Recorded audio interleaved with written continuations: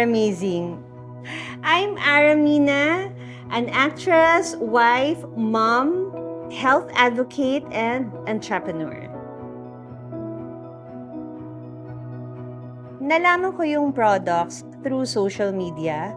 Naman nowadays, through social media natin nalalaman ng products. I always looking for mga products na talagang healthy siya, lalo na kasi nagkaroon na ako ng anak.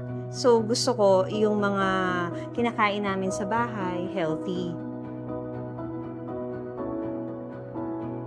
First impression ko, na-curious ako about asay. Sabi ko, what is that? Parang gusto kong ma-try. So, lagi akong yung curiosity na yon, yun yung nag-i-eager sa akin talagang dapat matry ko yung product. And when I tried it, sabi ko, oh, amazing.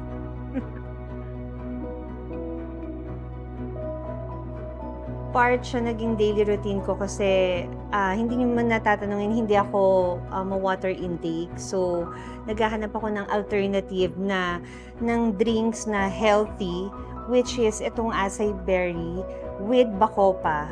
And then sa acai berry kasi, hindi nyo natatanungin, nung pandemic umiinom ako nito. Nung nakalakiin ako sa taping namin ng Probinsyano. Kasi takot na takot ako magka-COVID. Dahil nga, isa kami sa first show na nag-risk mag-taping. Kasi di ba dapat walang taping. Pero nag-risk kami lumabas ng bahay. I need to take all the vitamins or anything na I can take para hindi ako magkasakit. And thank God, I survived. Hindi po ako nagka-COVID until now. So, iyan po yung parang naging daily juice ko nung nasa work ako sa Laking Taping yung acai berry. And it really helps me a lot.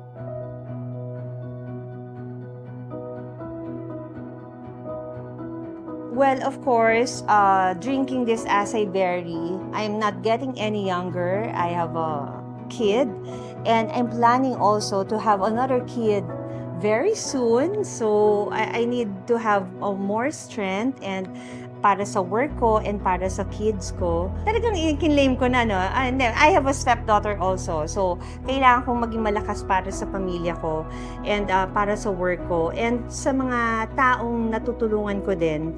And it's for myself also. You need to take care of yourself. Kumbaga, hindi lang para sa mga mahal mo sa buhay, para rin sa sarili mo. You need to take care of your health.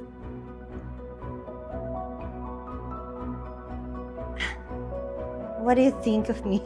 What do you think of me?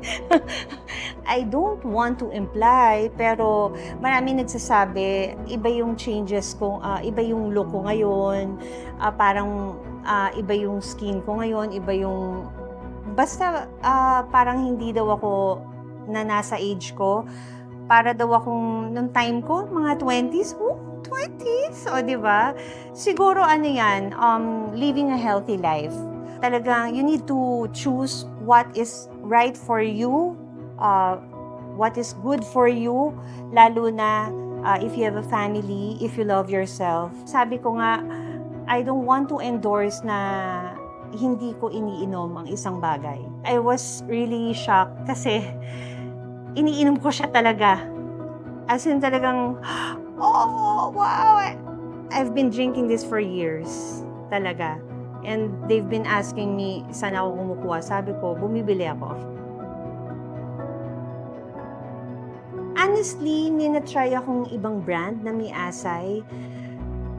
Hindi ko alam kung baka magka-diabetes ako. Hindi ko siya talaga nagustuhan. And then, aside doon, syempre, yung wala akong naririnig ding reviews. Kailangan din kasi magustuhan ko yung lasa eh. At saka, ma-prove ko after drinking it. Parang malalaman mo naman yun eh, pag nainom mo na. So, hindi ko na siya tinuloy. So, na-compare ko siya talaga yung difference niya. Basta yung effects ng acai berry, naramdaman ko agad eh.